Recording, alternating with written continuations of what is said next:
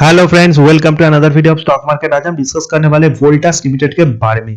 वोल्टास ने एक अच्छा रिटर्न दिया है टू देयर इन्वेस्टर। एक स्टॉक का 52x लो है 768 एंड 52x हाई 1356, जिसमें एट दैट मोमेंट 1300 के ऊपर ट्रेड कर रहा है। नॉर्मली ये जो सीजन है वोल्टास के लिए अच्छा नहीं होता, क्योंकि इनका जो मेन फोकस है वो एयर कंडीशनिंग के ऊपर है। हालांकि ये प्रेजेंटली और भी जो होम अप्लायंसेस है उसके ऊपर फोकस कर रहे हैं, मेन जो प्रोडक्ट है वो एयर कंडीशनिंग है। And normally in winter sales बहुत ही कम रहते हैं, बट अपकमिंग जो क्वार्टर आने वाले यानी दिसंबर के बाद जो नेक्स्ट क्वार्टर है उसमें जो एसीस का सेल है वो पीक पे होता है। यानी नेक्स्ट 2 क्वार्टर इनके लिए बहुत अच्छे एंड प्रॉफिटेबल साबित होंगे। सो अभी से आप इस स्टॉक को बाय कर सकते हो। आई होप ये स्टॉक आपको डिसअपॉइंट नहीं करेंगे। इस क्वार्टर के रिजल्ट के बाद थोड़ा करेक्ट हो सकता है। So definitely I am not suggesting to buy at that moment. Let the result come, then आपको डिसाइड करना है। रिजल्ट अगर खराब हो, स्टॉक करेक्ट हो, देन आप बाय करो। Buy on dips kind of stock. ऐसा नहीं कि बहुत सारा शॉर्ट होगा स्टॉक में। एंड मोस्ट इंपॉर्टेंट जो थिंग है स्टॉक के लिए वो है स्टॉक के कंसिस्टेंट रिटर्न भी दिया है। अगर आप इस स्टॉक के बारे में और इंपॉर्टेंट चीजों को देखो, प्राइस टू अर्निंग रेशियो थोड़ा एक्सपेंसिव है, 73 का है। मार्केट कैप 43,000 करोड़ है, but Voltas is the most popular stock. इसके साथ साथ वर्लपूल, ब्लू स्टार भी जो स्टॉक मार्केट पे लिस्टेड है, बट वर्लपूल, ब्लू स्टार से Voltas is much more popular. ये ट्रेडर्स के रडार पे भी रहता है, इन्वेस्टर के रडार पे भी रहता है। अगर हम स्टॉक के बारे में कुछ और इंपॉर्टेंट चीजों को देखें, टेक्निकल्स को देखें, टेक्निकल पे सबसे इंपॉर्टेंट आरएसआई में रिलेटिव स्ट्रेंथ इंडेक्स मणिपुर ने शॉर्ट टर्म में किसी स्टॉक के मूवमेंट को दिखाते हैं। 70 के ऊपर स्टॉक ओवरबॉट होता है, 30 के नीचे ओवरसोल्ड। आरएसआई में इसका स्कोर है ऑलमोस्ट 67.7 एंड एमएफआई में 77। यानी एमएफआई में ये ओवरबॉट है। सो ओवरबॉट जब स्टॉक होता है या फिर कंसोलिडेट करता है या फिर थोड़ा प्रॉफिट बुकिंग आता है। So normally RSI MFI both में अगर ओवरबॉट हो दैट्स अ डिफरेंट थिंग, पर यहाँ पे सिर्फ एमएफआई में थोड़ा ओवरबॉट है। बट ऐसा ही नहीं कि 85 86 चला गया है। बहुत सारे ऐसे स्टॉक है जो 85 क्रॉस करने के बाद थोड़ा प्रॉफिट बुकिंग आता है। पर डेफिनेटली इस क्वार्टर के रिजल्ट से बहुत ज्यादा एक्सपेक्टेशन नहीं, बट फिर भी अगर रिजल्ट अच्छा हो so definitely no one can stop it. So after the result ही आप इस स्टॉक को बाय करें। अगर करेक्शन मिले सो डेफिनेटली आप इसको लॉन्ग टर्म के लिए होल्ड करें। नेक्स्ट 2 क्वार्टर तक आप इसको होल्ड करिए तो आपको अच्छा बेनिफिट डेफिनेटली मिलेगा। समर सीजन में ये स्टॉक बहुत ट्रेंडिंग में रहता है। 1 वीक का रिटर्न है 2%, 1 मंथ का 6%। अगर आप देखोगे 3 मंथ का लो 1131 एंड 6 मंथ का लो है जो 955। यानी स्टॉक 1000 के लेवल से अच्छा रिटर्न दिया है। 1 मंथ का अगर हम स्टॉक का रिटर्न देखें सो ऑलमोस्ट 10% पॉजिटिव रिटर्न है। उससे भी ज्यादा अगर 6 मंथ का रिटर्न देखें 30% रिटर्न स्टॉक ने दिया है। मे बी उससे भी ज्यादा रिटर्न स्टॉक ने दिया है, 30 से 40% के बीच। 3 मंथ का रिटर्न जो है वहां पे भी हम मोर देन 20% रिटर्न देख सकते हैं। सो कंसिस्टेंट रिटर्न देने के कारण एमएफआई में ये stock at that moment overbought है। नीचे की तरफ जो सपोर्ट है क्या पाना मुश्किल है, क्योंकि 1000 एक सपोर्ट है जो 6 मंथ लो है, एंड जो 3 मंथ एंड 1 मंथ लो है वो 1150 के करीब। सो 1150 इज अ मेक और ब्रेक लेवल। यानी यहाँ से 10% नीचे ये स्टॉक अगर स्लिप हो definitely it's a buying zone. But I am not saying that ऐसा होगा, बट अगर 1200 उसके नीचे स्टॉक मिलता है तो डेफिनेटली आप इसको एक्यूमुलेट कीजिए। बट थोड़ा लॉन्ग टर्म आपको होल्ड करना है, क्योंकि एक साल में अगर कोई स्टॉक आपको उतना अच्छा रिटर्न देता है सो डेफिनेटली आपको एक साल का हॉराइजन तो रखना ही पड़ेगा। बट डेफिनेटली नेक्स्ट 2 क्वार्टर भी आप इसको होल्ड कर सकते हो। आई am not saying that December, I am telling about March and June. So definitely आपको इससे अच्छा बेनिफिट मिलेगा अगर रिटर्न की बात करें। एंड उसके साथ साथ इसका सिंपल एक्सप्लेनेशन मूविंग एवरेज देखो, व्हाई 1200 इज इंपॉर्टेंट। वहां पे इसका 100 एक्सप्रेशन मूविंग एवरेज है, 1100 इज इंपॉर्टेंट, इसका 200 एक्सप्रेशन मूविंग एवरेज है। सो तो बड़े सपोर्ट है 1100 एंड 1200 में। बट अगर 1300 के नीचे जाता है सो 1200 तक बहुत बड़ा कोई सपोर्ट नहीं है। हाँ, आप टेक्निकली अगर सपोर्ट की बात करो सो डेफिनेटली 1287, 1271, 1255, 1240 एंड 1224 ये सारे सपोर्ट है। आपके रिस्क पोटेंशियल के अनुसार आप स्टॉप लॉस लगा सकते हैं। ऊपर की तरफ जो रेजिस्टेंस है वो 13, 15, 1400 दीज आर द रेजिस्टेंस। अगर आप इस स्टॉक के फंडामेंटल्स देखोगे, फंडामेंटल्स में as I said consumer durable जितने स्टॉक है उसमें Voltas, Honeywell automation, Dixon Tech, Whirlpool, Bajaj Electric, बहुत सारे कंपनीज है, ब्लू स्टार, सिम्फनी।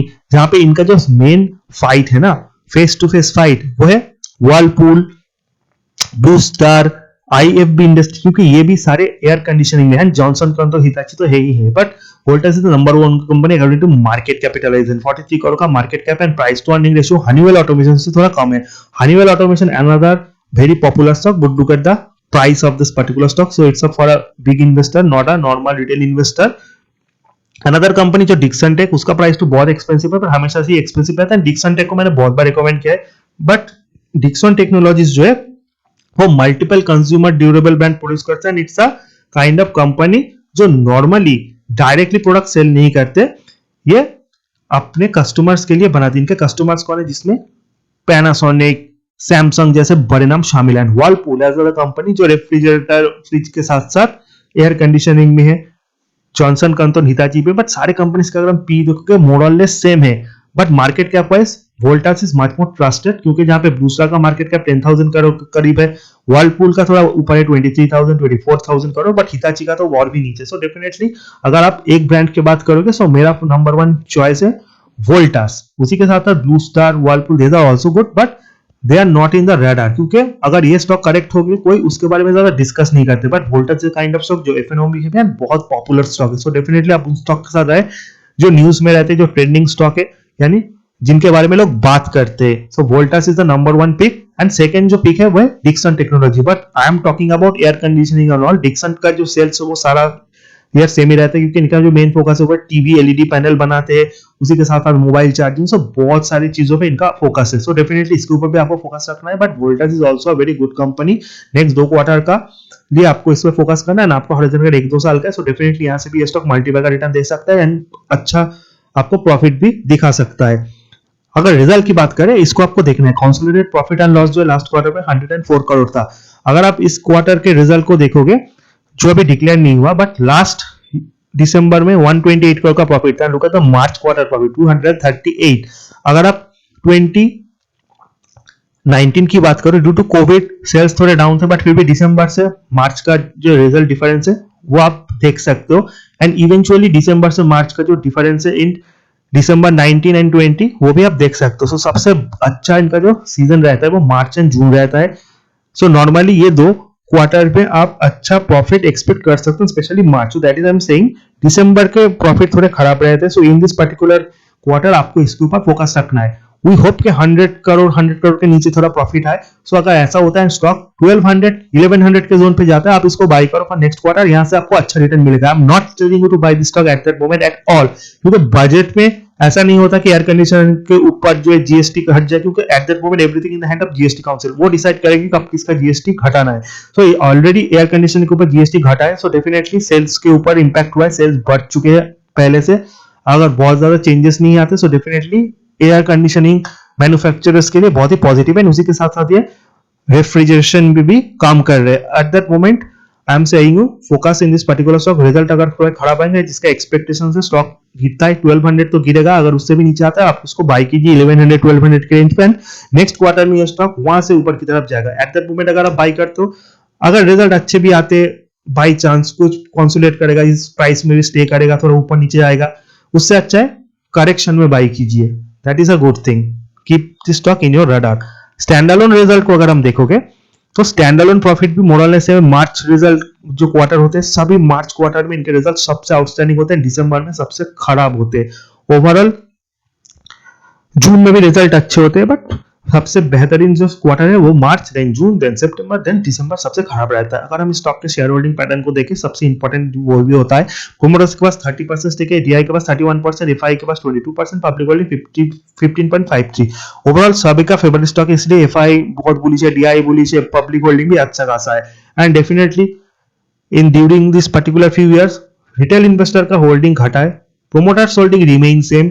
एफआई अपने होल्डिंग्स को बढ़ा, एक टाइम 10% था वो 22% हुआ है। डीआई का जो होल्डिंग है वो थोड़ा घटा है फ्रॉम 39 38% 31%। सो एफआई का फोकस होने ये दिखाता है कि स्टॉक वोलेटाइल ज्यादा रहेगा, करेक्शन में ज्यादा गिरेगा, एंड बाइंग आएगा तो ज्यादा बाइंग है। So stay away from this particular stock until and the result come. Result come, दिसंबर के रिजल्ट बहुत अच्छे नहीं होते, सो स्टॉक थोड़ा गिरने दे, देन आप बाई करें एटलीस्ट मार्च तक, सो आपको अच्छा रिटर्न मिलेगा फॉर ट्रेडिंग पर्पस। एंड अगर आप एक साल के लिए होल्ड करते हो, बाय ऑन डिप्स करते हो, सो डेफिनेटली ये स्टॉक नेक्स्ट ईयर तक 2000 तक का जाने का मूवमेंट दिखा सकता है। वीडियो इन्फॉर्मेटिव अच्छा लगे चैनल को लाइक सब्सक्राइब शेयर करना मत भूलना। See you in the next video, till then good bye.